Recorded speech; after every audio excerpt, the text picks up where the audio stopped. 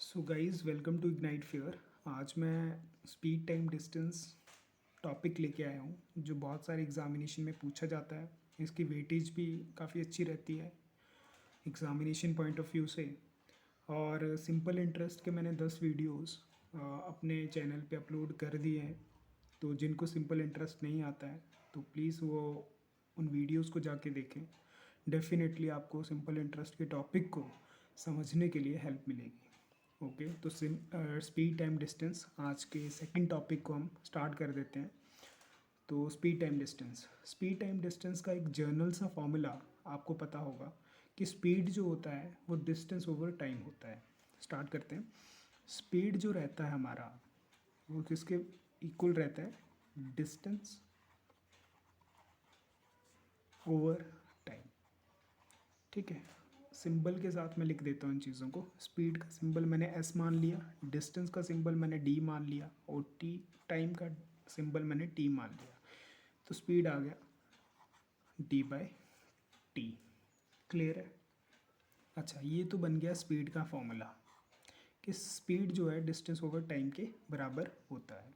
अब स्पीड से ही आप इसी फॉर्मूले से आप या स्पीड से ही आप दो और फॉर्मूले जनरेट कर सकते हो। कैसे करेंगे? स्पीड से आप डिस्टेंस भी पता कर सकते हो, स्पीड से आप टाइम भी पता कर सकते हो। तो सबसे पहले डिस्टेंस निकालते हैं। डिस्टेंस कितना आएगा? देखो, स्पीड के बेस में आप 1 लगा लो। ओके, क्रॉस मल्टीप्लाई करते हैं तो डी की मल्टीप्लाई हो जाएगी 1 के साथ, डी इंटू 1, और एस की मल्टीप्लाई हो जाएगी टी के साथ, एस इंटू टी। तो डी कितना आ जाएगा हमारा? S into T. मतलब डिस्टेंस कितना आ जाएगा हमारा? Speed into time. इसी फॉर्मूले से हमने डिस्टेंस भी निकाल लिया। अच्छा, और इसी फॉर्मूले से अब सेकंड वाले फॉर्मूले से या फर्स्ट वाले फॉर्मूले से आप टाइम भी निकाल सकते हो। तो टाइम निकालते हैं कि टाइम क्या आ जाएगा। तो देखो, टाइम का टी मैंने यही रहने दिया, इक्वल का इक्वल यही लगा दिया, डी का डी यही रहने दिया। एस जो टी के साथ मल्टीप्लाई हो रहा था वो जब दूसरी साइड जाएगा वो डिवाइड में जाएगा, तो डी बाई एस। तो टाइम भी आपको मिल गया। कितना आ गया? Distance upon speed. तो एक ही फॉर्मूले से आपने स्पीड भी फाइंड आउट कर ली, एक ही फॉर्मूले से आपने डिस्टेंस भी फाइंड आउट कर लिया और आपको टाइम भी पता चल गया। स्पीड टाइम डिस्टेंस के इस टॉपिक में कन्वर्जन भी बहुत इम्पॉर्टेंट रोल प्ले करता है। कन्वर्जन मतलब जैसे किलोमीटर से आपको स्पीड चेंज करनी है मीटर पर सेकंड, या मीटर पर सेकंड से आपको स्पीड को चेंज करना है किलोमीटर पर आवर में, या आपको आवर से मिनट्स बनाने हैं या मिनट से आपको आवर्स बनाने हैं। तो ये कन्वर्जन भी बहुत इंपॉर्टेंट रोल प्ले करती है स्पीड टाइम डिस्टेंस में। तो मैं आपको बताता हूँ कन्वर्जन। सबसे पहले बताऊँगा स्पीड की कन्वर्जन। ठीक है, तो यहाँ पे लिख देता हूँ मैं, कन्वर्जन ऑफ स्पीड। ठीक है, कन्वर्जन ऑफ स्पीड। तो जैसे आपको क्वेश्चन में बोल दिया गया कि आप किलोमीटर पर आवर से मीटर पर सेकंड में स्पीड को चेंज करो। कैसे करेंगे? तो जब भी हम किलोमीटर पर आवर से मीटर पर सेकंड में स्पीड को चेंज करते हैं तो हम स्पीड को मल्टीप्लाई करते हैं 5/18 से। देखो कैसे, किलोमीटर पर आवर से जब भी हमें स्पीड चेंज करनी है किस में? मीटर पर सेकंड में, तो हम किलोमीटर पर आवर वाली स्पीड को मल्टीप्लाई करते हैं किससे? 5/18 से। ओके, एग्जाम्पल देख लेते हैं कैसे। मान लो मेरे पास 30 किलोमीटर पर आवर है, उसको चेंज करना है मुझे किस में? मीटर पर सेकंड में, मीटर पर सेकंड में। ठीक है, तो मैं 36 को मल्टीप्लाई करूँगा, किलोमीटर पर आवर वाली 36 को मल्टीप्लाई करूँगा 5/18 से। तो 18 दूनी 36, 5 दूनी 10। तो आपका आंसर आ जाएगा 10 मीटर पर सेकंड। आपने 36 किलोमीटर पर आवर को मीटर पर सेकंड में जब चेंज किया तो आपके पास 36 जो आया, जो था किलोमीटर पर आवर का, वो अब बन गया 10 मीटर पर सेकंड। अब इसका दूसरी चीज़ देखो। दूसरा क्या है कि जब आपको एग्जामिनर ने बोल दिया कि आप मीटर पर सेकंड से किलोमीटर पर आवर में स्पीड को चेंज करो। अब क्या है, मीटर पर सेकंड से आप स्पीड को चेंज कर रहे हैं किलोमीटर पर आवर में। ठीक है, तो एग्जांपल मान लो कि मेरा स्पीड जो है वो कितना है 10 मीटर पर सेकेंड। अब 10 मीटर पर सेकेंड से मुझे किलोमीटर पर आवर बनाने हैं, तो मैं 10 को मल्टीप्लाई करूँगा किससे, पहले 5/18 से कर रहे थे, अब इसका उल्टा कर दो 18/5 से, तो 5 2 ज़ा 10, 18 2 ज़ा 36।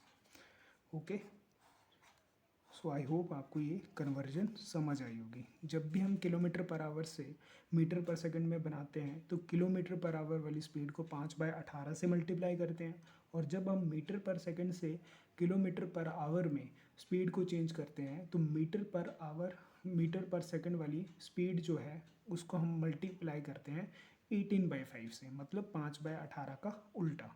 ठीक है, I hope kilometre per hour से और मीटर पर सेकंड से आपको कन्वर्जन समझ आई होगी। ये तो हो गया कन्वर्जन ऑफ स्पीड। ठीक है, अब दूसरा है कन्वर्जन ऑफ टाइम।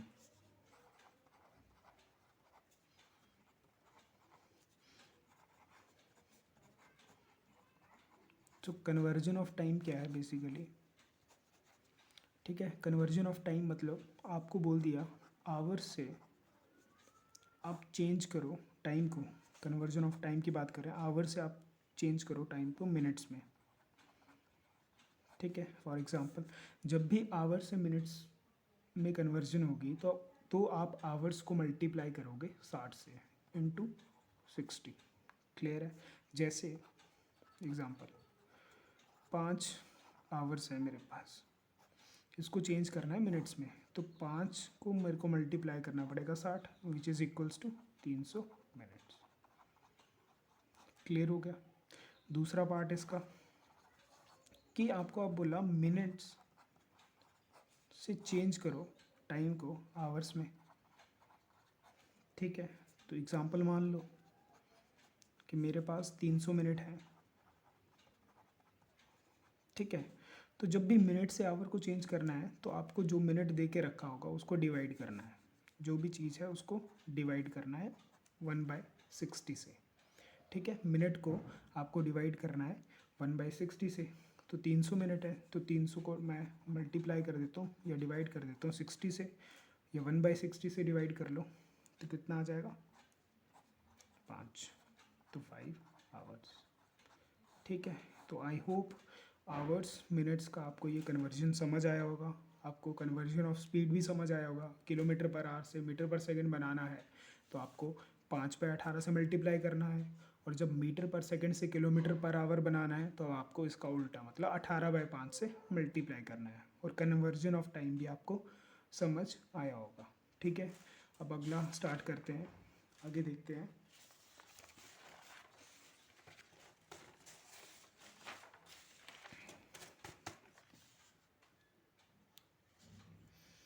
तो हमने जाना कि स्पीड जो है वो होता है डिस्टेंस ओवर टाइम। ओके, ये तो हमें पता चल गया कि स्पीड जो है वो डिस्टेंस ओवर टाइम के बराबर है। अब क्वेश्चंस को कैसे अप्रोच करना है, या क्वेश्चन को कैसे, उसमें क्या अप्रोच रहनी चाहिए, या उनको कैसे सॉल्व करना है, उसके थोड़े बहुत मेथड्स देखते हैं, या इसी फॉर्मूले को थोड़ा सा और समझते हैं जो कि हमारे क्वेश्चन में बहुत ज़्यादा हेल्पफुल रहेगा। तो सबसे पहले हम केस 1 देखेंगे। केस 1 बहुत इंपॉर्टेंट है, अगर कोई बच्चा नोट्स बना रहा है तो बना लेना कि बहुत ही इंपॉर्टेंट है ये एग्जामिनेशन पॉइंट ऑफ व्यू से। और केस 1, केस 2 और केस 3 के बाद आपका स्पीड टाइम डिस्टेंस का हर क्वेश्चन सॉल्व हो जाएगा, गारंटेड हर क्वेश्चन सॉल्व हो जाएगा। देखना केस 1, केस 1 में क्या करना होता है कि मैं मानता हूँ या मैं बोलता हूँ कि मैंने डिस्टेंस को क्या कर दिया कांस्टेंट। कांस्टेंट का मतलब होता है सेम, ये दोनों सिनोनिम्स हैं। कांस्टेंट का मतलब सेम, ओके, सेम का मतलब जो चेंज ना होता हो, कांस्टेंट का मतलब जो चेंज ना होता हो, सो दे बोथ आर सिनोनिम्स। ठीक है, तो मैं क्या कह रहा हूँ आपसे कि मैंने डिस्टेंस को क्या कर दिया, सेम कर दिया, कांस्टेंट कर दिया। ठीक है, देखो, तो मैंने डिस्टेंस को अगर कांस्टेंट किया तो जो मेरे स्पीड का रेशियो होगा ना, जो भी स्पीड का रेशियो होगा, ठीक है, उसका उल्टा, उसी स्पीड के रेशियो का उल्टा जो होगा वो टाइम का रेशियो होगा। देखो कैसे करेंगे, बताता हूँ, एक मिनट। देखो कैसे, यहाँ पे आप लिख लो इफ़ डी इज़ कांस्टेंट, मतलब डी जो है वो बिल्कुल कांस्टेंट कर दिया, वो चेंज ही नहीं हो रहा डिस्टेंस, ठीक है। तो जो मेरे स्पीड का रेशियो रहेगा ना, उसका उल्टा मेरा टाइम का रेशियो बन जाएगा। कैसे? क्योंकि अगर मेरा डी कांस्टेंट है, ये डी मेरा कांस्टेंट है, तो स्पीड जो आएगा वो इन्वर्सली प्रोपोर्शनल आएगा टाइम का, कि जो स्पीड है उसका उल्टा टाइम हो जाएगा, पहली बात। ओके, और टाइम आ जाएगा इन्वर्सली प्रोपोर्शनल टू एस, कि जो टाइम आएगा वो स्पीड का उल्टा होगा। तो डी को कांस्टेंट करने से, डी को सेम करने से स्पीड जो है वो टाइम के उल्टा हो जाती है, और टाइम जो है वो स्पीड का उल्टा हो जाता है। समझ आया? ये चीज़ समझ आई, इन्वर्सली प्रोपोर्शनल आपको समझ आया? ओके, आई होप आपको समझ आया होगा। तो कैसे करेंगे, आपको एग्जाम्पल से समझाता हूँ मैं इस चीज़ को। एग्जाम्पल बताता हूँ मैं आपको क्या है, कि मान लो ये मेरा ए पॉइंट है, ये मेरा बी पॉइंट है, ठीक है। और ए पॉइंट और बी पॉइंट के बीच का जो डिस्टेंस है ना, वो मैं मान लेता हूँ कि मेरा डिस्टेंस है वो, डिस्टेंस छोड़ दो, डिस्टेंस कांस्टेंट किया है ना, डिस्टेंस तो मैंने कांस्टेंट कर दिया, हमें नहीं पता कि ये डिस्टेंस क्या है ए और बी के बीच में। ओके, अब देखो ए से एक बंदा पी, एक सिंगल बंदा है पी, वो बी की तरफ जा रहा है। पी बंदा ए से बी की तरफ जा रहा है, तो मैंने उसकी स्पीड मान ली पी की जाते वक्त। कितनी है पी की स्पीड? ये मान लो आप 5 किलोमीटर पर आवर, ठीक है। और यही पी बी से ए की तरफ भी आ रहा है, तो इसकी स्पीड मैं मान लेता हूँ 10 किलोमीटर पर आवर। क्लियर है? और इसको जो टोटल टाइम लगा वो मैं मान लेता हूँ जाने में और आने में, इसको जो टोटल टाइम लगा जाने और आने में वो मैं मान लेता हूँ उसको लगा भैया 12 घंटे। जाने और आने में उसको लगे 12 घंटे टोटल टाइम, ये टी कर दिया, मतलब टोटल टाइम उसको जाने में और आने में 12 घंटे लग गए। क्लियर है? उसको जाने आने में कितना टाइम लग गया, जाने में और आने में उसको 12 घंटे लग गए। ये देख लो टी लिख दिया मैंने 12 घंटे। ओके, तो क्वेश्चन ये अराइज होता है कि आप हमें बताओ कि ए और बीच की दूरी या डिस्टेंस कितना है। तो कैसे लगाएंगे हम? रेशियो मेथड का यूज़ करेंगे, और आपको मैं बताऊंगा, बहुत हेल्पफुल मेथड है एग्ज़ाम में क्वेश्चन को सॉल्व करने के लिए, ठीक है। तो कैसे करेंगे, आप सबसे पहले देखोगे कि ए से बी की तरफ गया तो डिस्टेंस सेम रहा, वही डिस्टेंस इसने किया, और जब यही बंदा बी से ए की तरफ आया तब भी उसने सेम डिस्टेंस किया, तो डिस्टेंस क्या हो गया? कांस्टेंट। तो जब भी डिस्टेंस कांस्टेंट होता है, मैंने आपको बताया कि स्पीड का उल्टा होता है टाइम, और टाइम का उल्टा होता है स्पीड। तो देखो स्पीड आपको एग्जैक्ट दे के रखी है, स्पीड आपको एग्जैक्ट मतलब रियल स्पीड दे के रखी है क्वेश्चन में, जाने की 5 है और आने की 10 है। अब इसको रेशियो में छोटा कर लो। कैसे करोगे? आप इसको 5 से डिवाइड करो, इसको भी 5 से डिवाइड करो, तो आपकी कितनी आ जाएगी रेशियो? 1:2। कैसे किया? इसको मैंने 5 से डिवाइड किया, इसको भी 5 से डिवाइड किया, तो रेशियो आ गई आपकी 1:2। अब आपका डिस्टेंस कांस्टेंट है, डिस्टेंस तो ये वाली सेम है, तो जब भी डिस्टेंस सेम होता है तो स्पीड का उल्टा क्या होता है? टाइम। तो अगर मैं टाइम का रेशियो लिखूँ तो वो कितना आ जाएगा? स्पीड के रेशियो का उल्टा, मतलब 2:1। ठीक है। और अब आप देखो डिस्टेंस कैसे निकलेगा, बहुत इजीली निकल जाएगा। देखो रेशियो में आप उसको टोटल टाइम कितना लगा है? 3, और क्वेश्चन में कितना दे के रखा है? 12।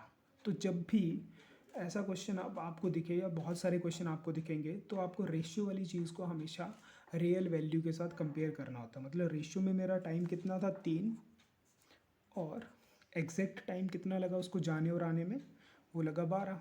तो 3 = 12 है, तो 1 किसके बराबर आएगा? 12/3। 1 मतलब 3 चला गया नीचे, 3 की जगह रह गया 1, तो 1 की वैल्यू आ जाएगी 4। तो 1 की वैल्यू हमारे पास आ गई 4। अगर 1 की वैल्यू 4 है तो 2 की वैल्यु कितनी हो जाएगी? 2 को मल्टीप्लाई करेंगे 4 के साथ, और 1 की वैल्यू कितनी है? तो 1 × 4। ठीक है, तो ये निकल आएगा रियल टाइम। कितना आ गया हमारे पास रियल टाइम? 4:8 हमेशा डिस्टेंस निकालते वक्त रियल टाइम की रियल स्पीड के साथ मल्टीप्लाई करनी है, तभी हमारा डिस्टेंस निकलेगा। देखो या तो आप इसको और इसको मल्टीप्लाई कर लो, ये देख लो स्पीड जो है रियल 5 थी, रियल टाइम कितना आ गया 8, ठीक है। तो डिस्टेंस क्या होता है हमारे पास, speed into time. Speed real में कितनी दे के रखी है 5, और टाइम रियल में कितना दे के रखा है 8, तो डिस्टेंस कितना आ जाएगा 40, तो डिस्टेंस निकल जाएगा 40। मैंने इसको और इसको मल्टीप्लाई किया 40 निकला, आप इसको और इसको मल्टीप्लाई करोगे तब भी सेम ही डिस्टेंस निकलेगा। कैसे, डिस्टेंस कितना होता है speed into time. Speed real में कितनी है अगर आप यहाँ से निकालने चाहो तो 10 है, और इसको टाइम कितना लगा 4, तो डिस्टेंस आ गया 40। चाहे आप इस वाली साइड से निकालो, चाहे आप इस वाली साइड से निकालो, रेशियो मेथड में ये बराबर ही आएगा, सेम ही आएगा। तो देख लो आपके पास स्पीड दे के रखा था और टोटल टाइम दे के रखा था, ठीक है। हमने बस इस थ्योरी को अप्लाई किया एंड डिस्टेंस निकाल दिया। आप, आई होप आपको ये समझ आया होगा कि जब हम डिस्टेंस को कांस्टेंट रखते हैं तो स्पीड जो भी होगा वो उल्टा हो जाती है टाइम के लिए, या टाइम क्या बन जाएगा, स्पीड का उल्टा क्या बन जाएगा, टाइम बन जाएगा। आई होप ये फर्स्ट केस आपको समझ आया होगा। तो हम चलते हैं अब अपने सेकंड केस के ऊपर। ओके, ये एग्जांपल दिया था मैंने आपको, ठीक है। सेकंड केस देखते हैं आप हमारा।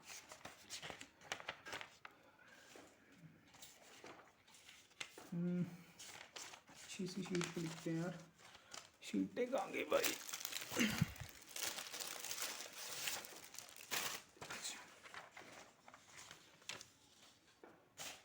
सो गाइस, केस नंबर 2, हेडिंग डाल लेना केस नंबर सेकंड। यहाँ पे ऐसे लिख लिया करो, speed upon speed is equals to distance over time. So guys, case number 2 है। केस नंबर 2 क्या है कि पहले मैंने क्या किया था, इसको थोड़ा सा ऐसे लिख लो, डिस्टेंस की फॉर्म में, स्पीड इनटू टाइम। कुछ नहीं किया, डिस्टेंस यहीं रहने दिया, स्पीड और टाइम की आपस में मल्टीप्लाई करवा दी, तो डिस्टेंस मिल गया स्पीड इनटू टाइम। क्लियर है। तो सेकंड केस क्या कहता है कि पहले हमने डिस्टेंस को कांस्टेंट किया था, अब मैं कांस्टेंट कर देता हूँ टाइम को। अब ये जो मेरा टी है ना, इसको मैंने कर दिया कांस्टेंट। कांस्टेंट का मतलब सेम, ठीक है। तो जब हम टाइम को कांस्टेंट करते हैं, या टाइम हो गया कांस्टेंट, ठीक है, तो जो हमारा डिस्टेंस है ना, ये जो हमारे डिस्टेंस का रेशियो है वही हमारे स्पीड का रेशियो बनता है। कैसे बताता हूँ, एक मिनट।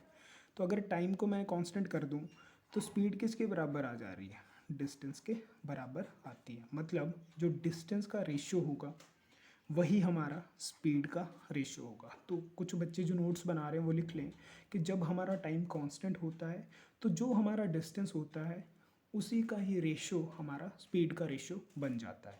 ओके, कैसे बन जाता है एग्जांपल से समझते हैं।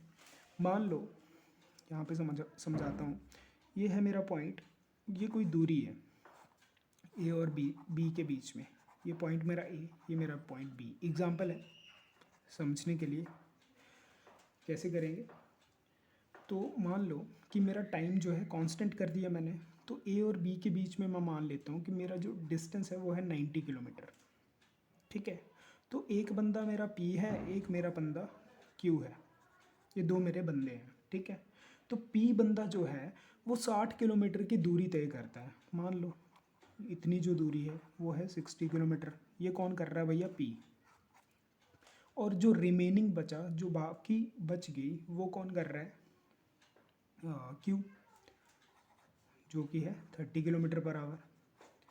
अच्छा, और इन दोनों को ये इसको 60 किलोमीटर जाने में और इसको 30 किलोमीटर, पी को 60 किलोमीटर जाने में और क्यू को 30 किलोमीटर जाने में टोटल टाइम दोनों का क्या कर दिया, सेम, कांस्टेंट। तो टोटल टाइम इनका जो है वो कर दिया मैंने टी, 5 घंटे लगते हैं इनको, मान लो 5 घंटे लगते हैं मान लो, ठीक है। अच्छा, हो गया इतना। अब देखो आप, पहले तो आप एक चीज़ देख लो कि आपका टाइम जब कांस्टेंट है तो जो डिस्टेंस का रेशियो आएगा वही आपका स्पीड का रेशियो होगा। तो हम डिस्टेंस का रेशियो लिख लेते हैं। डिस्टेंस का रेशियो किस किस के, पी और क्यू इन दोनों बंदों का। तो यह 60 किलोमीटर गया था, ये 30 किलोमीटर गया था। तो ये तो एग्जैक्ट वैल्यू है। अब इसको छोटा करूँगा तो इसको 30 से डिवाइड करूँगा तो 1, इसको 30 से डिवाइड करूँगा तो 2। तो इनके डिस्टेंस का जो रेशियो है ना वो है 1:2। अब देखना इनकी स्पीड का रेशियो भी यही आएगा 2:1। ठीक है, प्रूव करता हूँ अभी। तो देखो पी ने 60 किलोमीटर का डिस्टेंस कवर किया 5 घंटे में, तो इसकी स्पीड कितनी आएगी? स्पीड होता है डिस्टेंस ओवर टाइम, तो डिस्टेंस था 60, टाइम लगा इसको 5, तो स्पीड कितनी आ गई? 12। ये किसकी बात कर रहा हूँ मैं? पी की। अब क्यू की बात भी कर लेते हैं। तो क्यू के बारे में अगर बोलूँ तो स्पीड कितनी है इसकी?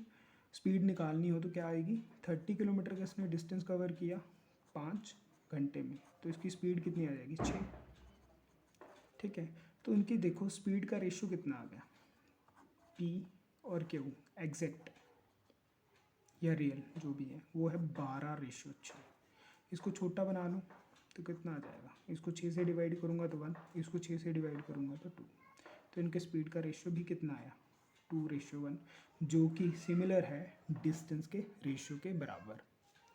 ठीक है, तो यही मैं आपको बता रहा था कि जब भी हमारा टाइम सेम हो, कांस्टेंट हो, तो जो डिस्टेंस का रेशियो होता है या डिस्टेंस होता है वो हमारे स्पीड के बराबर होता है, या डिस्टेंस का रेशियो किसके बराबर होता है? स्पीड के रेशियो के बराबर। मैंने लॉजिकली विद एग्जांपल आपको ये चीज़ प्रूव कर दी। तो अगर आप नोट्स बना रहे हो तो उसमें इस चीज़ को नोट डाउन कर लेना कि जब डिस्टेंस कांस्टेंट होगा तो स्पीड का जो रेशियो होगा उसका उल्टा टाइम बन जाता है, या टाइम के लिए स्पीड का रेशियो उल्टा हो जाता है। जब हमारा टाइम कांस्टेंट या सेम रहता है तो डिस्टेंस है वो स्पीड के बराबर आता है, ये जो डिस्टेंस का रेशियो है वो स्पीड के बराबर आ जाता है, जो मैंने यहाँ पे प्रूव कर दिया। अब थर्ड केस जो कि बहुत ही इंपॉर्टेंट है। अब पहले केस में हमने डिस्टेंस को कांस्टेंट किया था, दूसरे केस में हमने टाइम को कांस्टेंट किया, अब हम स्पीड को कांस्टेंट कर देंगे। ओके, तो केस नंबर थर्ड। सो गाइस केस नंबर थर्ड कर रहे थे, तो केस थर्ड है कि स्पीड जो है वो होता है, आपको पता है, डिस्टेंस ओवर टाइम के बराबर होता है। ठीक है, यहीं से मैं डिस्टेंस निकाल लेता हूँ, तो डिस्टेंस का डी यहीं रहा, स्मॉल डी है।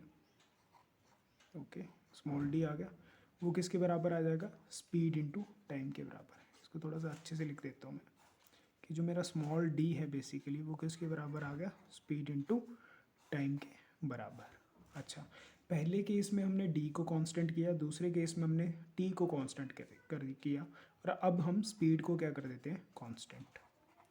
कांस्टेंट का मतलब स्पीड क्या है? सेम। क्लियर है? तो जब भी मेरा स्पीड सेम आएगा या स्पीड कांस्टेंट रहेगा तो जो मेरा डिस्टेंस है वो किसके बराबर आएगा? टाइम के बराबर। तो डिस्टेंस किसके बराबर हो जाएगा? टाइम के बराबर।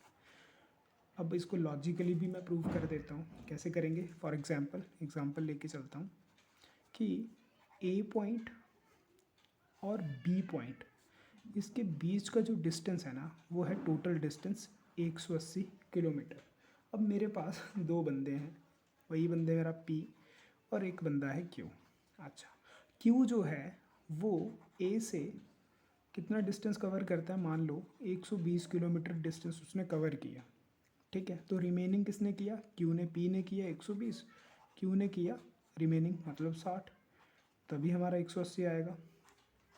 ओके, पी 120 करता है और क्यू 60 किलोमीटर का डिस्टेंस कवर करता है। स्पीड कांस्टेंट है, मतलब पी की जो स्पीड है वो है 60 किलोमीटर पर आवर, और क्यू की भी स्पीड दे के रखी है आपको 60 किलोमीटर पर आवर।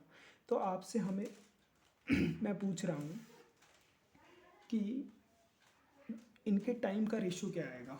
इनके टाइम का रेशियो क्या आएगा? ठीक है, तो स्पीड जब कांस्टेंट है तो जो डिस्टेंस का रेशियो है वही टाइम का रेशियो आएगा। डिस्टेंस कितना कितना कवर किया? डिस्टेंस का रेशियो लिखो इसका।